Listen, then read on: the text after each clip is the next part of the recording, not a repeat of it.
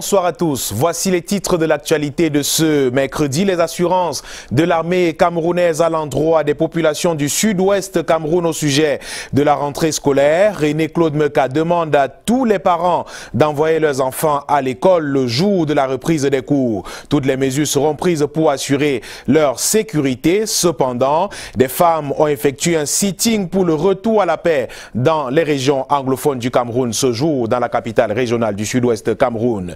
Cependant, quand des parents font grise mine face au nouveau mode de paiement des frais de scolarité depuis l'annonce du gouvernement de procéder désormais au règlement de la scolarité par mobile money, les choses traînent sur le terrain. Des plaintes se font déjà entendre. Vous le verrez dès l'ouverture de ce journal. Voilà pour le sommaire.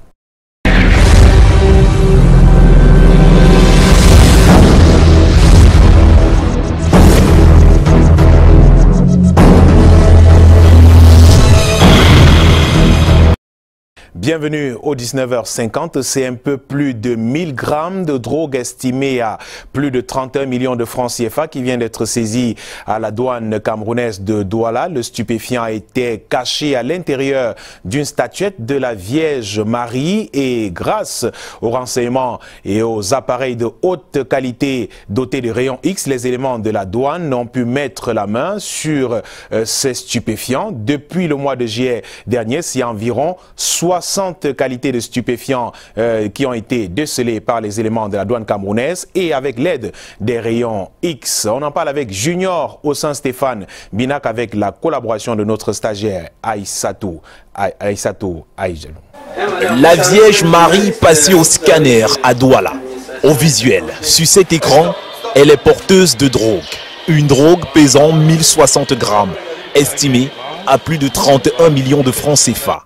La statuette contenant dans ses parois le stupéfiant vient d'être saisie au magasin DHL du fret aéroport par les éléments du lieutenant Tepier-les-Serge Martin en service à la brigade commerciale des colis postaux et messageries de Douala. Nos éléments qui ont reçu des formations pour les techniques de contrôle, lorsqu'ils trouvent un colis qui sonne creux, où on sent du bruit à l'intérieur, parce que dans tous les cas, comme vous avez pu le voir, la drogue qui se retrouvait à l'intérieur de la statuette ne pouvait pas remplir toute la paroi, donc du coup ça devait sonner un peu creux. Et face à ce genre de situation, nos éléments ont pris le risque d'ouvrir cette statuette et ont découvert ce que vous avez pu trouver. Cette cargaison saisie à la suite d'un renseignement bien élucidé par les éléments de la douane camerounaise provient de Yaoundé, en destination du Philippines. Depuis le mois de juillet jusqu'à présent, nous avons procédé déjà à 49 saisies de stupéfiants au niveau de la poste. Et tout portant sur des colis contenant des comprimés, soit du Dizapam, qui est le tramadol, et enregistré pour divers pays occidentaux. Désormais, grâce à cette machine dotée de rayons X, la douane camerounaise peut tout déceler, jusqu'aux stupéfiants les plus insoupçonnables. Nous le disions en titre, lamentation, prière et marche à Boya ce jour au point retour au calme. Les femmes ont fait un sitting à Bongo Square pour faire entendre leur voix. Pendant plus d'une heure, elles ont condamné les actes de violence que subissent les populations du fait de la crise qui dure bientôt 2 ans maintenant et disent vouloir envoyer leurs enfants à l'école dans la paix et la sérénité. Les femmes du Sud-Ouest qui appellent l'État à initier un dialogue franc et sincère pour un retour à la paix. Inès Daniel Ondambala pour les détails.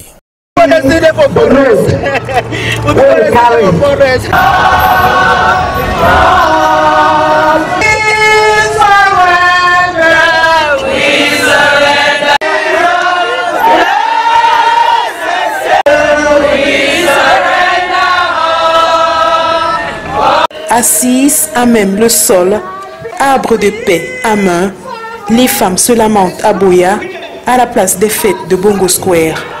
Elles plaident pour le retour au calme dans cette partie du Cameroun. Nous, les femmes de la Southwest and Northwest Women's Task Force, avons vu bon de sortir pour exprimer nos intentions et comment est-ce que nous ressentons la situation de la crise actuelle qui se déroule sous nos yeux, où nous avons nos parents, nos frères et sœurs qui sont tués chaque jour à cause de cette crise. Nous avons beaucoup de déplacés internes qui n'ont plus où habiter à cause de cette crise. Près de 200 femmes venues d'horizons divers manifestent leur regret avec plaintes et gémissements. Nous les jeunes, nous sommes sortis aujourd'hui pour dire non aux violences, pour dire oui à la paix. Parce que les jeunes sont en train d'être tués, les jeunes filles sont violées, les jeunes ont abandonné les maisons pour les brousses. Et on nous fait comprendre que le pays dépend sur les jeunes. Si on tue tous les jeunes, qui seront les jeunes qui vont construire ce pays? Elles veulent voir leurs enfants rentrer à l'école, leurs frères déposer les armes afin que la paix reprenne son droit dans la cité. Elles ont prié, pleuré, marché. À travers des messages inscrits sur les pancartes, elles appellent l'État à initier un dialogue sincère pour résoudre la crise sociopolitique et sécuritaire.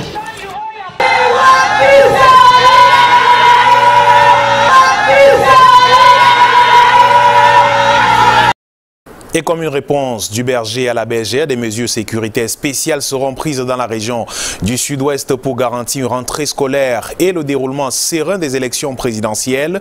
Annonce faite ce jour à Boya par le général des corps d'armée, René-Claude Meka, au cours d'une visite de travail visant à évaluer la situation sécuritaire dans cette partie du pays. Inès Daniel Ondambala une fois de plus. Depuis que les revendications corporatistes ont tourné vers la radicalisation dans les régions du sud-ouest et du nord-ouest Cameroun, les populations, victimes du terrorisme et son cortège de violence, vivent désormais dans la psychose. Plusieurs localités sont en proie aux violences sécessionnistes, mais à chaque fois les forces de défense ripostent, garantissant ainsi la paix dans ces bastions de la crise anglophone. Le chef d'état-major des armées, le général de corps d'armée René-Claude Meka, en visite de travail dans le sud-ouest Cameroun, évalue la situation sécuritaire de la région.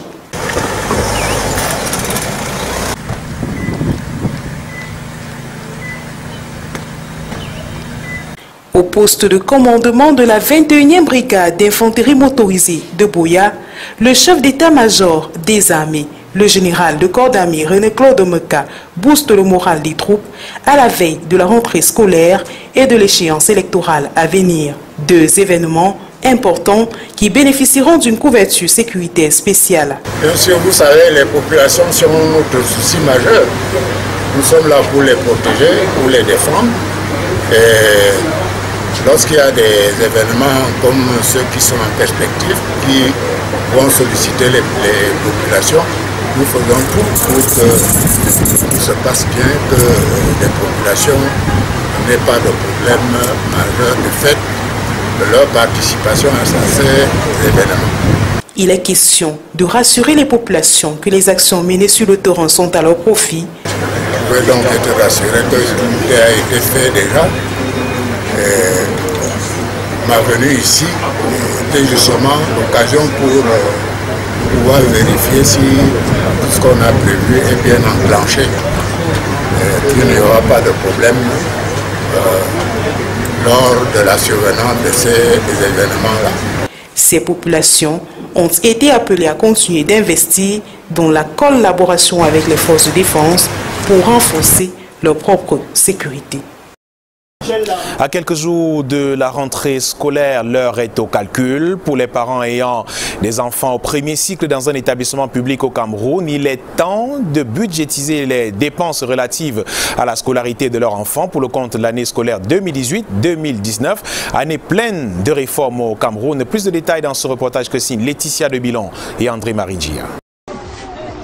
Des calculs pour avoir le montant estimatif du coût de la scolarité d'un enfant du premier cycle pour l'année scolaire 2018-2019 dans un établissement public au Cameroun.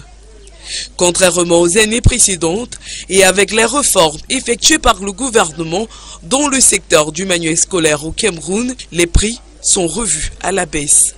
Pour l'achat des livres d'un enfant de la classe de 6e par exemple, l'addition s'élève à 37 500, d'après les prix arrêtés par le gouvernement. C'est 12 matières au programme, hein, parce qu'ils ont annulé les matières qu'ils ont trouvées pas vraiment importantes. Voilà qui facilite le calcul mental chez les parents. J'ai un enfant en classe de 5e et ces livres coûtent à peu près 40 800. Et si je globalise tout, ça me va à 70 000, 75 000. Ça dépend des établissements d'abord. Et puis les tenues, il faut mettre de côté au moins 100 000 francs pour chaque enfant. Oui, c'est à peu près 100 000 minimum. Pour les inscriptions, le taux est officiellement connu. La hiérarchie nous a prescrit de prélever la contribution exigible qui s'élève à 7 500 francs pour le premier cycle. Maintenant, pour ce qui est des frais APE, ils sont fixés en fonction de chaque établissement. Les procédures de paiement ont elles aussi connu des changements. Les frais exigibles se payent auprès des opérateurs de téléphonie mobile. Ils sont 4 qui ont été retenus: Campost, Express Union, Orange et MTN. Les imprévus de dernière minute pouvant faire grimper la facture ne sont pas à négliger. Et si vous avez un enfant en cycle secondaire, vous êtes certainement au fait des nouveaux modes de paiement des frais de scolarité via Mobile Money. Une nouveauté qui n'est expérimentée que partiellement, vu que seulement 2 lycées sur 4 ont débuté les inscriptions par Mobile Money. Les autres disent attendre la rentrée en s'appuyant sur les fichiers des élèves reconnus par l'établissement. Ceux-là pourront donc débuter les cours et s'acquitter des frais de scolarité seulement lundi. Une méthode qui ne ravit pas les parents. Aimé Catherine Moukouri et Henri Chinda en ont rencontré quelques-uns. Une salle de professeurs transformée en guichet Express Union. C'est le moyen qu'a trouvé le proviseur du lycée d'Aqua pour faciliter la tâche aux parents qui doivent se souscrire à ce nouveau mode de paiement des frais de scolarité via des opérateurs externes. Oui, nous pensons que le ministre des Enseignements secondaires a pris une mesure salutaire qui désengorge au même moment les établissements. C'est vrai, les parents viendront toujours à l'établissement, mais nous allons par exemple éviter des cas de perte d'argent, des cas de manipulation d'argent même. Seul hic, les parents crient à RO sur les frais supplémentaires à débourser. Oui, le mode de fonction, on ne m'a pas pris tout simplement parce que on nous a remis un papier qui certifie qu'on doit donner 7 500. Mais arrivé là, on nous oblige à payer 7 700. Donc le reçu soit 7 500, on ne sait pas où 200 francs vont. Par ailleurs, uniquement l'inscription au premier cycle est ouverte. Dans d'autres lycées de la ville, le lycée Monga Joseph ou encore le lycée Josse, on ne parle pas d'inscription. Les parents sont renvoyés au jour même de la rentrée, à leur grand désarroi. On avait déjà prévu qu'en cette semaine, on devait libérer tout ce qu'il y avait à faire selon pour les enfants et passer à autre chose. Bon, maintenant, on ne sait pas, tous les problèmes peuvent arriver et on peut utiliser l'argent d'une autre manière et l'enfant chôme au quartier. Dans les administrations des lycées, on dit se fier le moment venu au fichier d'élèves enregistrés. On nous a dit que les noms sont sortis sur des listes, que les enfants devraient commencer l'école même si ce n'est pas inscrit. C'est la seule chose plausible et bonne qu'on a constatée. Mais entre pression de la rentrée et nouveaux modes de paiement, les parents ont le tournis. Et on note à votre suite, Aimé Catherine Moukouri, que les opérateurs mobiles ne sont pas encore véritablement entrés en jeu. Seule l'entreprise de transfert d'argent est usitée pour le moment, tel qu'ont constaté nos reporters effectivement sur le terrain. Et au rang des mesures qui ont été prises pour cette nouvelle année scolaire, le redéploiement du personnel dans les enseignements secondaires, l'équation semble ne pas encore trouver solution jusqu'ici. Rendu à une semaine de la rentrée, effectivement, les chefs d'établissement sont dans une situation d'expectative et d'inconfort même, une solution loin d'apporter la sérénité parmi les cadres de l'éducation. Charles Robert Itok et Henri Chinda. Un ministre, un système, de nouveaux hommes, une pratique au cœur des enseignements secondaires. Rendu à une semaine jour pour jour de la rentrée scolaire 2018-2019, les chefs d'établissement ne savent quel sera leur sort. Une attente qui place la plupart dans une situation d'expectative et d'inconfort. Lorsqu'on est dans cette situation, on n'est pas serein pour pouvoir travailler, que ce soit dans la conception des listes, que ce soit dans les inscriptions, la gestion du budget, l'entretien et tout ce qui va avec. C'est une situation d'inconfort total.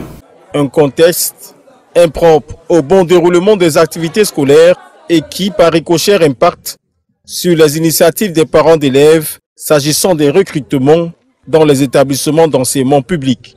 Mais c'est également embêtant pour les parents et les élèves, surtout ceux qui doivent être recrutés nouvellement, qui ne savent pas encore s'ils le seront. Quand bien même ils seront recrutés, ils se posent la question de savoir si leur recrutement sera validé par le nouveau chef d'établissement qui arrivera fraîchement. Pour le psychosociologue de l'éducation, le retard dans les recrutements dû au phénomène décrié plus haut peut avoir un impact dans le rendu et l'apprentissage des élèves. Qu'un proviseur soit nommé avant ou qu'il ne le soit pas, les classes, quant à elles, vont effectivement démarrer au premier jour de la rentrée si on s'en tient à ce qui devrait être. Maintenant, si on revient à ce qui est réellement, vous convenez avec moi que les enfants qui n'auront pas les noms sur la liste devront obligatoirement attendre un peu au quartier et viendront naturellement rejoindre les autres qui, eux, auront déjà décollé. Ça peut avoir un impact sur le rendu, n'est-ce pas, et sur les acquisitions et les apprentissages des élèves. La rentrée scolaire 2018-2019, fixée au 3 septembre prochain, la problématique du redéploiement des personnels dans les enseignements secondaires interpelle au premier rang l'autorité en charge. Et toujours au chapitre de la rentrée scolaire, tous les enfants ont droit à l'éducation, même ceux à besoins spécifiques, parmi lesquels les autistes, les IMC, les trisomiques. Ils ont besoin d'une éducation spécifique et leurs parents doivent remplir certains préalables. Et plusieurs d'entre eux ne l'ont pas encore fait et veulent savoir comment préparer la rentrée scolaire de leurs enfants. Mireille Flore de Fofotso et Thierry Nana. Ce sont des enfants uniques qui ont besoin d'un engagement spécifique de la part de leurs parents et quelques-uns l'ont déjà compris. Il faut que nous apprenions à comprendre nos enfants avec le cœur et non avec la tête. Et avec le cœur, en essayant de comprendre pourquoi l'enfant n'a pas pu faire ou bien n'a pas pu réaliser telle tâche. Et avec le cœur, avec la tête, il dit que quand nous jugeons nos enfants avec notre tête, nous frustrons l'enfant. Comme tous les autres enfants, ils ont le droit d'aller à l'école et de recevoir une éducation. Elle peut être spécialisée ou non. Et la préparation de la rentrée demande des prérequis. Concernant la préparation de la rentrée de son enfant autiste, moi la première chose c'est déjà pouvoir faire évaluer son enfant. C'est-à-dire que cette évaluation permettra d'avoir le profil développemental de l'enfant et ses ressources et également ses difficultés et ses déficits. À partir de là, on pourra facilement trouver le canal propice pour sa scolarisation, bien pour son éducation. Cette maman d'enfant autiste a déjà ses méthodes pour préparer la rentrée de son fils. Pour moi, pour ma part, mon fils qui a besoin spécifique, je l'ai emmené dans son établissement, qu'il connaît déjà, mais pour lui dire, voilà ta nouvelle classe, tes mêmes amis que tu auras, tu les auras, et tu auras des enseignants qui sont là pour s'occuper de toi. Tout ce qu'on veut, c'est que tu sois coopératif et que tu puisses montrer que tu as envie d'apprendre. Certains, conscients du fait que leurs enfants sont uniques et qu'ils ont besoin d'une attention particulière, ont décidé d'apprendre au cours de cette rencontre organisée par une association aidant les parents d'enfants autistes à mieux suivre leurs enfants, en abrégé ETI. Et alors que la fièvre de la rentrée scolaire est désormais présente dans la communauté éducative nationale, comme vous venez de le constater vous-même, à quelques jours du rendez-vous, l'attraction particulière de cette édition 2018 reste à coup sûr les changements intervenus, des changements annoncés sur le plan académique et surtout la capacité des acteurs à les mettre en exergue dès le 3 septembre prochain. Patrick Christian Dobos jette un regard ce soir sur certaines incertitudes qui accompagnent des innovations attendues dès lundi dans le système éducatif camerounais. Plus que quelques jours et les carillons de la rentrée scolaire se feront entendre sur l'étendue du territoire national. Une période traditionnellement délicate pour les acteurs du système éducatif et qui arrive cette année avec une série d'innovations dans un contexte économique déjà difficile et surtout préoccupant sur le plan sociopolitique et sécuritaire dans certaines régions du pays. Une reprise scolaire attendue dans le primaire et le secondaire qui suscite le débat sur les motivations et les finalités réelles des changements annoncés. Avec l'entrée en vigueur de nouvelles séries, parmi lesquelles celles consacrées au métier de l'art du cinéma, des langues nationales ou même de la philosophie, désormais actée en classe de seconde littéraire, la rentrée scolaire qui s'annonce cristallise également l'attention autour de la mise en place effective de toutes ces nouvelles orientations. Au-delà de l'intention affichée de professionnaliser le système éducatif et de l'arrimer aux exigences de l'heure en matière d'offres d'emploi et de compétences, la question de la charrue placée avant les bœufs plonge l'issue attendue de ces réformes dans une incertitude inquiétante pour certains analystes. Entre autres arguments avancés pour justifier l'issue incertaine des dites réformes, figure en bonne place la question de la disponibilité de la ressource humaine appelée à former dans ces filières, argument auquel il faut ajouter celui des structures d'accueil, mais surtout des délais jugés très courts avant l'entrée en vigueur des réformes prévues pour la rentrée scolaire prochaine. À ce tableau d'incertitude, il faut aussi associer l'attente des affectations des responsables d'établissement. Une attente qui visiblement plonge parents et élèves dans un stress supplémentaire au-delà des questions de budget, toujours fréquentes à la veille de chaque rentrée scolaire. Comme conséquence de cette attente, le blocus qu'elle impose dans la chaîne de recrutement et l'ensemble du dispositif préparatoire qui, à plus d'un titre, dépend des responsables de ces établissements, dont certains en sursis. Entre réformes annoncées et retards habituels, administration, parents et élèves s'apprêtent à vivre une année scolaire pleine de mutations qui sera sans doute évaluée à son terme par les premiers résultats des changements annoncés qui, pour l'instant, suscitent beaucoup d'appréhension au sein de l'opinion publique.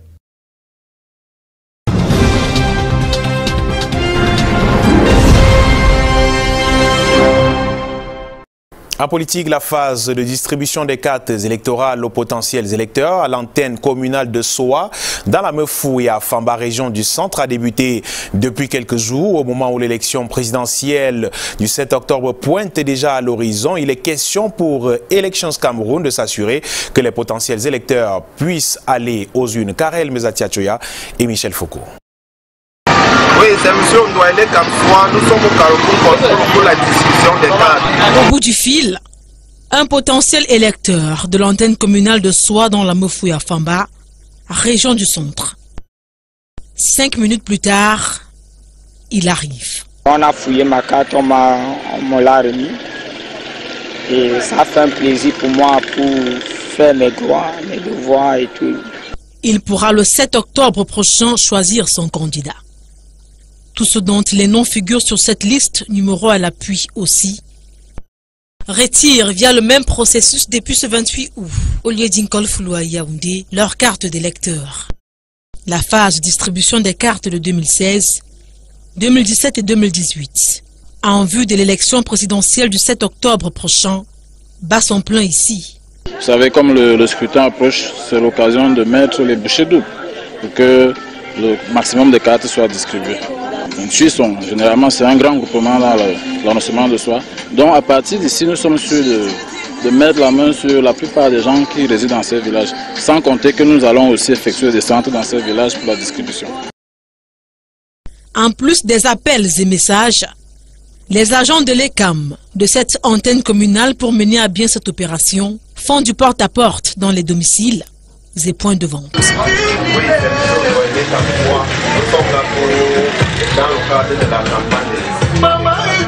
Le but escompté, être le plus proche possible des populations. Vous savez que quand on appelle un électeur, on lui envoie un SMS, il se sent concerné. Donc dans le centre, c'est cette stratégie de proximité que nous avons adoptée pour distribuer le maximum de cartes. On appelle à l'avance, on leur donne notre situation, notre position, venez retirer vos cartes. C'est un peu comme ça que nous essayons de travailler dans l'ensemble du territoire. Les bureaux sont ouverts de lundi à vendredi, entre 8h et 17h, le samedi de 8h à 15h et le dimanche de 8h à 12h.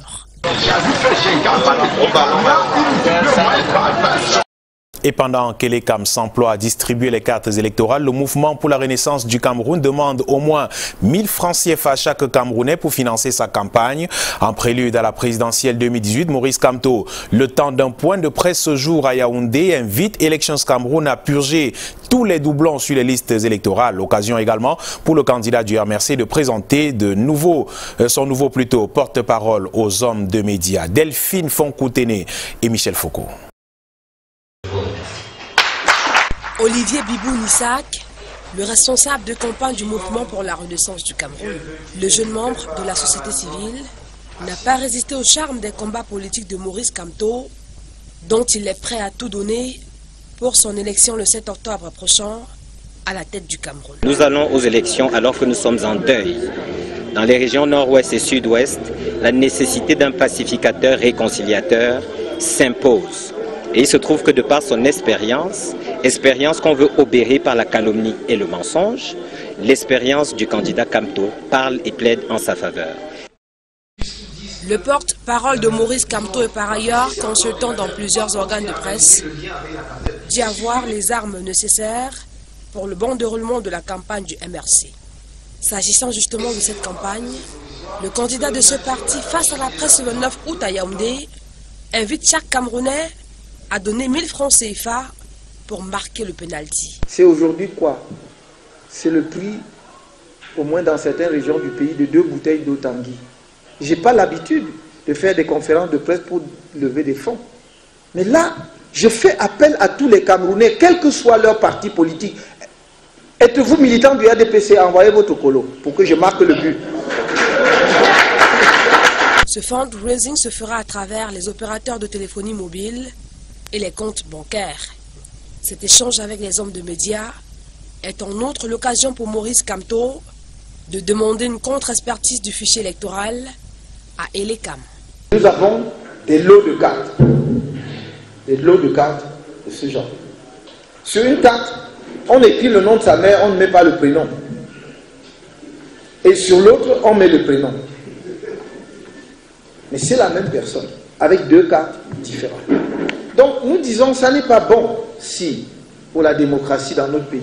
Navré du fait que l'élection ne se déroulera pas normalement dans les régions du nord-ouest et du sud-ouest Cameroun, le candidat du MRC à la présidentielle 2018 invite par ailleurs Elections Cameroun à créer les bureaux de vote à l'étranger, notamment en Italie et aux États-Unis, afin de donner l'opportunité aux Camerounais de la diaspora de participer au scrutin.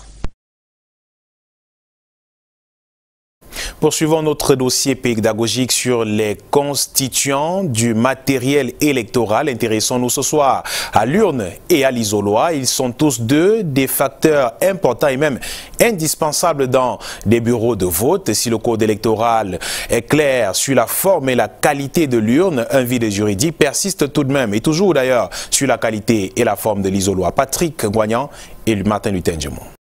Environ 24 900. Une isoloir en prévision pour la présidentielle 2018. L'urne, petite boîte transparente au couvercle muni d'une fente, sert à recueillir les bulletins de vote. Mais c'est surtout un outil important pendant les élections. L'urne est placée au milieu et quand l'électeur s'est fait identifier, qu'il a récupéré le matériel de vote, c'est-à-dire les bulletins de vote et l'enveloppe, et qu'il est allé faire son choix, quand il sort d'isoloir, il vote dans l'urne. Isoloir, cabine préfabriquée ou de circonstances dans laquelle l'électeur met son bulletin sous enveloppe et qui garantit le secret du vote. Il existe des isoloirs qui couvrent entièrement, n'est-ce pas, l'électeur, donc du bas en haut, on ne le voit pas du tout, dès que vous rentrez dedans, on ne vous voit plus. Il y a aussi des isoloirs où on vous voit pratiquement tout le bas et il n'y a que la partie postérieure de votre corps qui est couverte. C'est juste pour vous permettre de faire le choix et qu'on ne voit pas. Beaucoup de gens aujourd'hui estiment que celui-là est plus adapté par rapport à notre contexte. Pour la présidentielle 2018, l'organe en charge de l'organisation du scrutin est plus que jamais interpellé au vu des échéances antérieures. Tout ce qu'on demande, c'est que le président du bureau de vote doit ouvrir l'urne avant de commencer, n'est-ce pas, les opérations électorales, il doit ouvrir et montrer à tout le monde que c'est vide et refermé, scellé et posé. Et que les gens s'assurent qu'il n'y a qu'une seule fente qui permet d'introduire quelque chose. C'est tout ce qui est dit dans le code électoral. À quelques jours de la présidentielle, environ 25 000 bureaux de vote sont pour l'instant répertoriés par Election Cameroun.